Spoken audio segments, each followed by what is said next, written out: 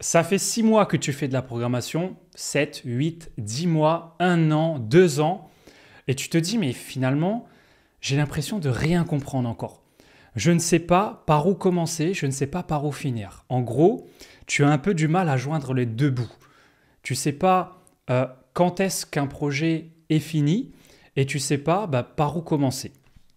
Alors mon ami, il y a quelque chose de très simple là-dedans. On va étaler un petit peu le sujet, mais avant toute chose, il faut te dire que lorsque tu te poses des questions, même après plusieurs mois d'apprentissage, c'est une seule chose mon ami. Ou alors deux choses, je t'explique. Première chose, c'est que tu n'as pas assez eu les bases. Tu n'as pas assez vu les bases. Tu n'as pas assez expérimenté la chose. Tu n'as pas assez pratiqué. Et lorsque tu ne pratiques pas, évidemment, tu perds ce que tu as appris, tout simplement. Si tu apprends à coder en JS, tu as appris les méthodes de tableau en une semaine, déjà c'est très court une semaine, mais si tu as appris les méthodes de tableau et que tu ne les pratiques pas du tout pendant 6 mois, là forcément, tu te retrouves dans une situation où tu auras oublié partiellement ou totalement ce que tu as vu par rapport aux méthodes de tableau. Alors premier point, c'est potentiellement l'oubli. Tu n'as pas assez pratiqué, donc tu oublies ce que tu as appris, tout simplement. Mais je pense que ce n'est pas le point qui revient tout le temps. Ou en tout cas, ça dépend évidemment de ta personnalité, de ce que tu as fait comme étude, si tu es quelqu'un de logique ou pas. Ça, vous savez les gars, je le dis à chaque fois. Évidemment, si tu es logique, tu vas plus rapidement comprendre la programmation, comprendre les petites nuances de la programmation. Ça ne sera pas abstrait pour toi. Tu verras un chemin tout tracé là où d'autres qui ne sont pas logiques verront tout un tas de mots et de problèmes à résoudre. Pour toi, ça sera un jeu. D'ailleurs, petit tips pour les gens qui veulent apprendre à coder, si vous avez l'impression que ça s'apparente à un jeu dès le départ que vous commencez un projet ou vous commencez à apprendre la programmation, si ça s'apparente à un jeu, très bon point, vous êtes au bon endroit, c'est un truc qui va vous intéresser et vous allez progresser très rapidement. Donc du coup, petit tips que je mets là. Mais en tout cas, on revient sur le premier point. Le premier point est que tu as beaucoup de mal à retenir, à mémoriser ce que tu as fait parce que tu n'as pas pratiqué assez. Ou en tout cas, tu n'as pas pratiqué assez longtemps. Parce que si on reprend l'exemple, dans une semaine, tu as pu peut-être beaucoup pratiquer les méthodes de tableau tous les jours, très régulière, de manière très ponctuelle, tous les matins jusqu'au soir, tu bossais les méthodes de tableau. Mais finalement, tu as tout oublié après 6 mois. Ça peut arriver. Alors première chose encore une fois, manque de connaissances et donc un petit problème au niveau de la formation. La formation n'a pas été assez carrée. Deuxième point, et là je pense que c'est le point qui revient chez tous les développeurs juniors, les amis, c'est la confiance en soi. Si tu n'as pas confiance en toi, tu vas nulle part. Et ça, ce n'est pas moi qui le dis. Tu le ressens de toute façon. Tu le ressens en toi si tu as confiance en toi ou pas. Lorsque tu ouvres un projet, tu sais si tu vas pouvoir gérer le projet ou pas. Et ça, c'est notamment grâce à ton niveau de compétence, mais grâce à ta confiance. Et les deux sont assez liés. Parce que je ne sais plus qui disait ça, mais j'ai entendu ça quelque part une fois. Tu sais, c'est comme quand tu étais au CP et que tu devais apprendre tes poésies. Ok ? La maîtresse te donnait une poésie à apprendre chez toi et le lendemain, tu devais réciter. Et lorsque tu arrivais devant le tableau, tu stressais beaucoup, mais tu stressais beaucoup quand tu n'avais pas bien appris ta poésie, ou voire même quand tu n'avais rien appris du tout. Mais par contre, quand tu connaissais mot pour mot la poésie, là, c'est chill, tu vois. Tu avais une putain de confiance en toi parce que tu savais que la prof allait être fière de toi, parce que tu connais ta poésie, tu maîtrises. Le code, c'est pareil. Le code, c'est pareil. C'est pour ça que les deux sont liés quand même. Le manque de compétences, donc un défaut dans la formation et la confiance en soi, c'est parce que tu n'as pas assez vu les bases. Et je réitère bien sur les bases parce que les amis, c'est les bases qu'il faut comprendre. On n'en a rien à foutre de toutes les autres notions. Ou en tout cas, dès que tu débutes. Dès que tu débutes, mon ami, vise les bases. Les bases, c'est quoi ?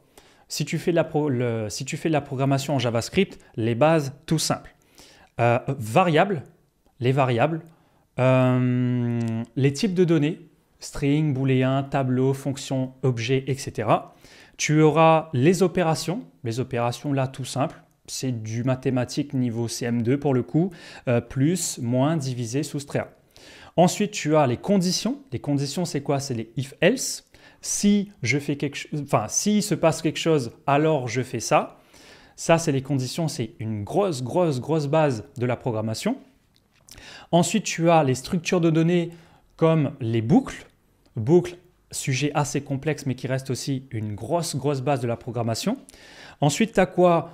Les tableaux, qui est un petit peu plus poussé en JS peut-être. En tout cas, c'est assez complexe à maîtriser. Tableau et objet. L'objet vient avec le fait que tu as un paradigme tout entier, une façon de programmer qui s'appelle la programmation orientée objet.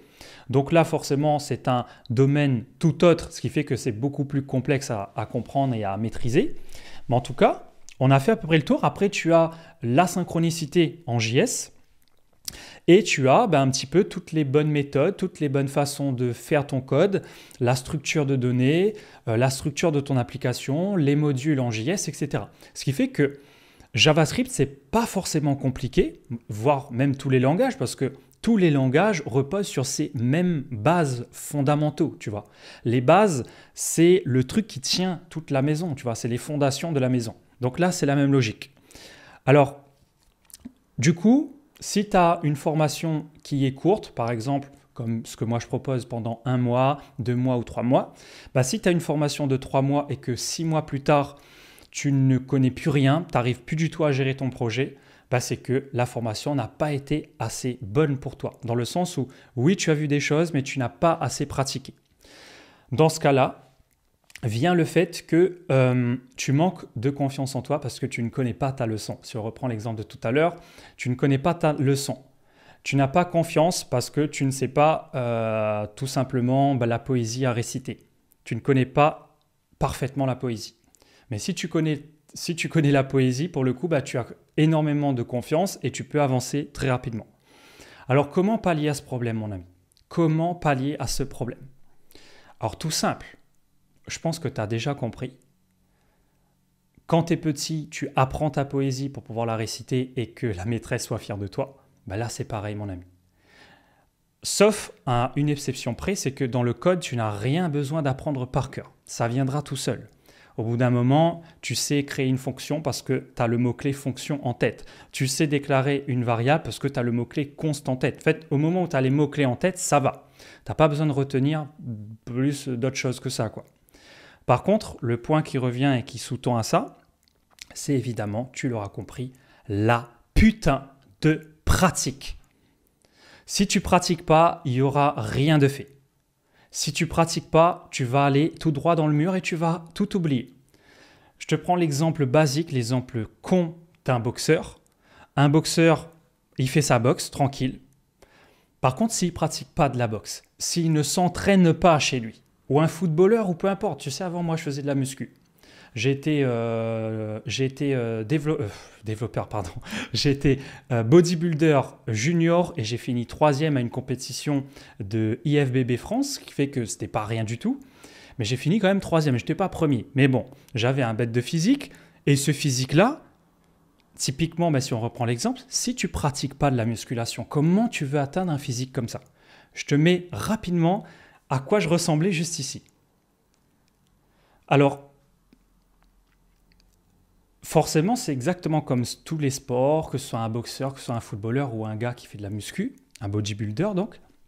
Si tu veux être bodybuilder et que tu t'entraînes pendant 3 mois et qu'après tu ne fais plus rien, ça te semble logique que tu n'auras plus de résultats 6 mois plus tard.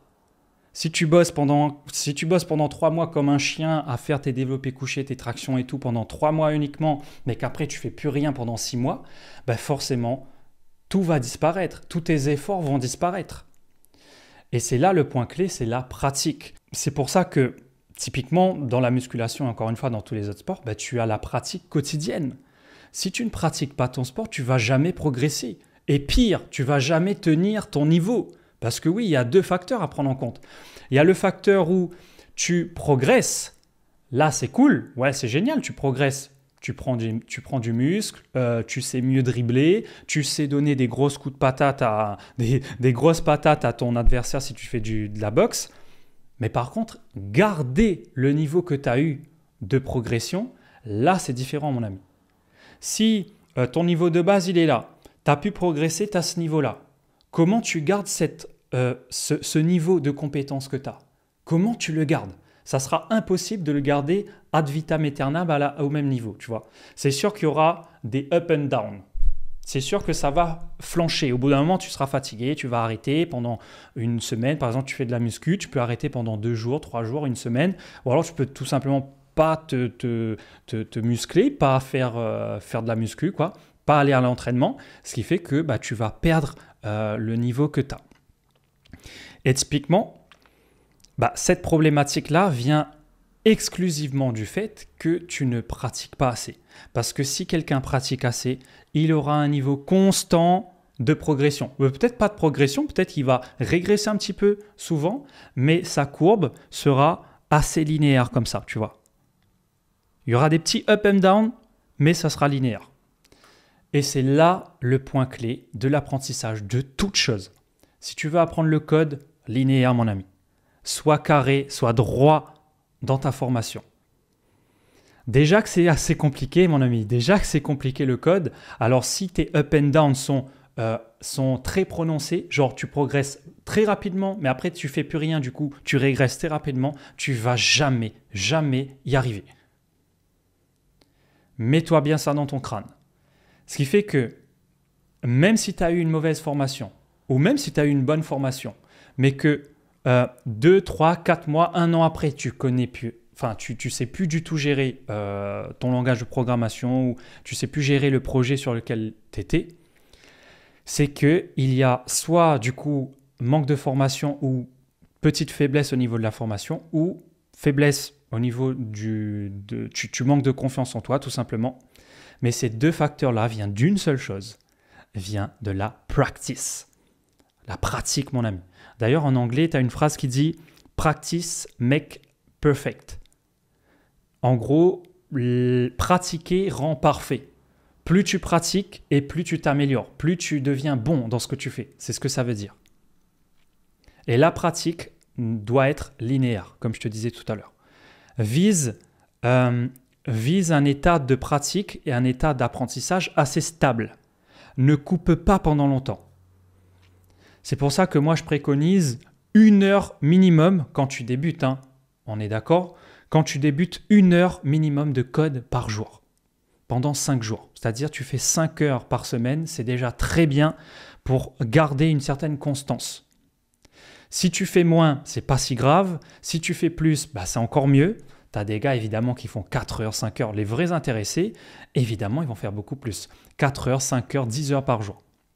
Évidemment, si tu as les moyens, dans le sens où si tu as les moyens financiers, je sais pas, parce que tu vis chez papa, maman, tu n'as pas besoin de travailler, du coup, tu as beaucoup de temps, tu es étudiant, voilà, je sais pas concrètement ta situation, mais qui dit beaucoup d'heures, dit beaucoup de disponibilité. Et là, encore une fois, ça dépend entièrement de toi.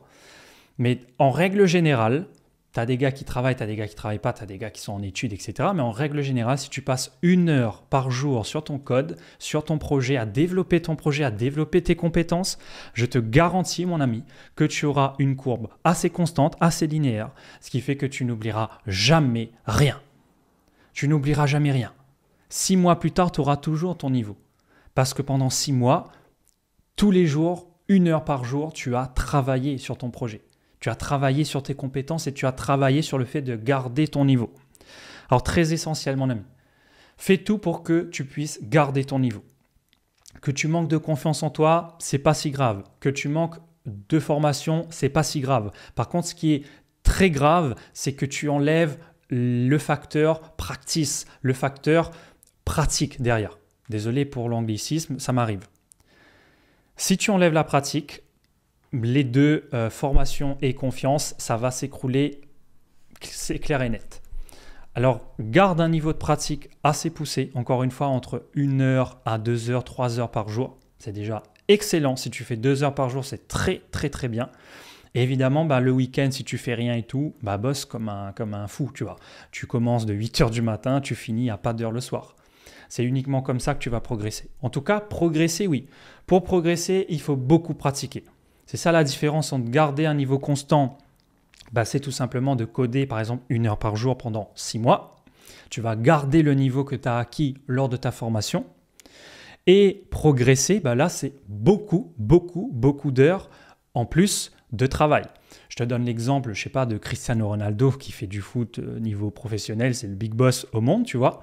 Bah, typiquement, Cristiano Ronaldo, pour progresser par rapport à son niveau qu'il a actuellement, imagine le nombre d'heures de coaching, le nombre d'heures d'entraînement qu'il doit faire encore. Et il doit faire encore plus d'heures pour pouvoir s'améliorer encore plus. Alors toi, c'est la même chose. À un niveau moindre, mais c'est exactement la même chose. Si tu veux viser un niveau extrême, un niveau assez poussé, même en tant que développeur junior, tu peux avoir un très gros niveau. Les amis, écoutez-moi. Je connais des développeurs juniors qui ont un niveau de bâtard, vraiment qui sont très intelligents, qui sont très motivés et qui savent de quoi ils parlent. Pourtant, le petit facteur manque de confiance est là. Le manque de confiance, pourquoi? Parce qu'ils n'ont pas assez pratiqué sur des vrais sujets, sur des vrais projets. Et on revient à chaque fois sur le même truc. Si tu ne pratiques pas, tu ne vas pas progresser. Si tu ne pratiques pas, tu n'auras pas confiance en toi. Alors, encore une fois et une dernière fois, si tu veux progresser, fais beaucoup d'heures. Si tu veux garder ton niveau, fais des heures, pas beaucoup, mais des heures quand même, assez régulièrement, comme ça tu gardes ton niveau. Et évidemment, la meilleure méthode, le meilleur moyen pour échouer, c'est d'arrêter de pratiquer. Là, ça sera le down à vie, parce que tu ne vas jamais pouvoir reprendre correctement, ou en tout cas sans formation. Il te faudra une autre formation par la suite. Si tu veux reprendre ton niveau d'avant après une longue période d'arrêt, il te faudra automatiquement une autre formation derrière. Alors mon ami, je ne suis pas là pour faire de la pub, mais dis-toi que moi, ce que je propose, c'est justement de la formation, mais ce n'est pas de la formation classique. Tu sais, la formation bullshit, je t'envoie 50 vidéos, tu me payes 400 balles et tu regardes les vidéos comme un con derrière ton écran et rien ne se passe. Ce n'est pas ça que je propose. Moi, je propose de la formation, pas théorique, mais de la formation pratique. D'où les 2 points que je te disais tout à l'heure. Avec moi, tu auras les 2. Avec moi, tu auras la confiance et tu auras la pratique. Et du coup, tu auras une bonne formation. Parce que je t'explique un petit peu mon programme. Encore une fois, je ne suis pas là pour te vendre quoi que ce soit. Les liens sont en bio si tu veux aller voir de quoi il s'agit. Moi, le programme que je propose, c'est pendant 1 heure à 2 heures par jour, on code ensemble sur des vrais projets. Soit sur des projets personnels que tu as toi, c'est-à-dire, je sais pas, tu dis, ça serait cool. Moi, mon père, il est coiffeur. Et j'aimerais créer son site de coiffure pour pouvoir que ses clients réservent directement sur le site. On peut développer ça ensemble, tu vois. Banger. Ou alors, tu bosses sur mes projets, soit sur les exercices, évidemment, quand tu commences, il y aura des petits exercices à créer, ou sinon sur mes projets de ma boîte personnellement. Mon ami, comme tu sais bien, peut-être que tu ne sais pas, j'ai une boîte qui s'appelle Kiwi et qui prend toutes les semaines, assez régulièrement, des nouveaux clients. Je reçois des missions clients dans ma boîte et du coup, je développe ces missions-là.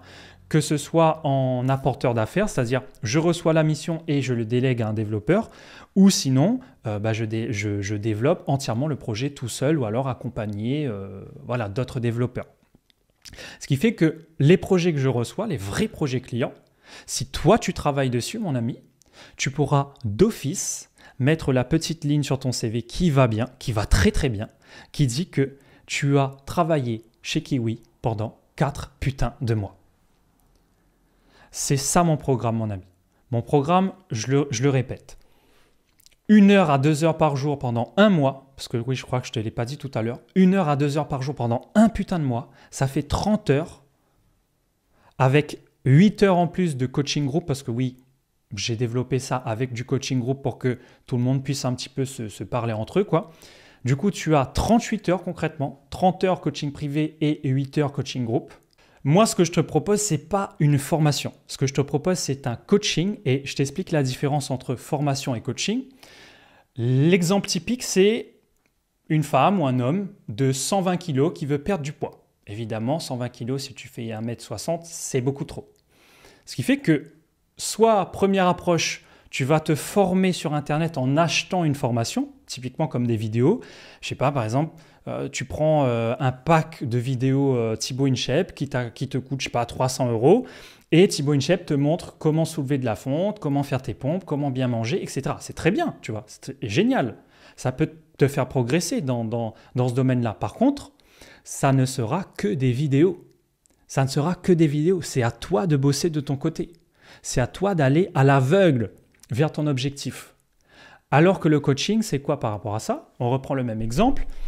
Une femme ou un homme de 120 kg qui veut perdre du poids, mais là, à l'inverse de prendre une formation sur Internet, ils prennent un coach. Cette personne-là prend un coach. Et un coach va faire quoi, mon ami? Un coach va tout simplement le prendre par le col back comme ça, va le ramener à la salle et va lui dire « Mon gars, tu as envie de perdre du poids. C'est ce que tu m'as dit. C'est ce que tu as signé sur le contrat. Tu as envie de perdre du poids. Alors, tu es là pour perdre du poids, mon gars. Alors, ce que tu vas me faire, c'est 25 pompes là tout de suite. Et on continue pas tant que tu ne me fais pas les 25 pompes. Tu as fini les 25 pompes, tu es fatigué, tu as envie d'arrêter, tu as envie de vomir. Tu me connais mal, mon ami. On continue. Fais 25 pompes de plus. Plus tu as envie de vomir et plus je vais te faire des pompes. C'est ça la méthodologie d'un coach, mon ami. Un coach, il est là pour te faire le travail qu'il faut pour que tu puisses évoluer. Alors qu'une formation, il n'y a personne pour te faire évoluer. Personne. Dans un coaching, il y a toi qui peux te faire évoluer parce que c'est toi qui vas travailler, mais il y a ton coach qui est là pour s'assurer que tu fais le travail. C'est ça la différence entre formation et coaching. C'est pour ça que je suis un petit peu provoquant en disant que moi, je ne propose pas des formations bullshit avec 50 vidéos, tu me payes 300, 400 €. J'en ai rien à foutre. Moi, ça sera du coaching. On sera ensemble tous les jours pendant 1 mois. Est-ce que ce n'est pas intéressant, mon ami? En tout cas, si c'est intéressant, je ne te vends rien ici. Va directement dans la bio. Tu peux même retrouver un lien qui te permettra de réserver un appel avec moi. Et on clôt le sujet là-dessus. En tout cas, dis-toi que tu peux manquer de formation, tu peux manquer de confiance, mais ces deux facteurs viennent uniquement d'un autre facteur dans l'équation, c'est la pratique. Pratique, mon ami. Fais du code un sport. Tu vas pratiquer ton sport tous les jours pour pouvoir progresser et maintenir ton niveau. Maintenir ton niveau, très essentiel, très important. Parce qu'au moment où tu lâches, tu seras largué, mon ami. Tu seras vraiment largué. Et tu vas abandonner. C'est pour ça que plein de gens abandonnent. Parce qu'ils ont un pic de dopamine. Ils sont très contents vu qu'ils progressent vite. Mais après, au bout d'un moment, ils arrêtent. Ce qui fait que ça redescend. Et puis, plus rien du tout après. Parce qu'ils n'ont plus la motivation de continuer et de reprendre ce qu'ils ont déjà vu. Et ce qu'ils ont oublié, qui plus est. Alors, pour ne pas oublier, tu as compris. Practice, practice, practice.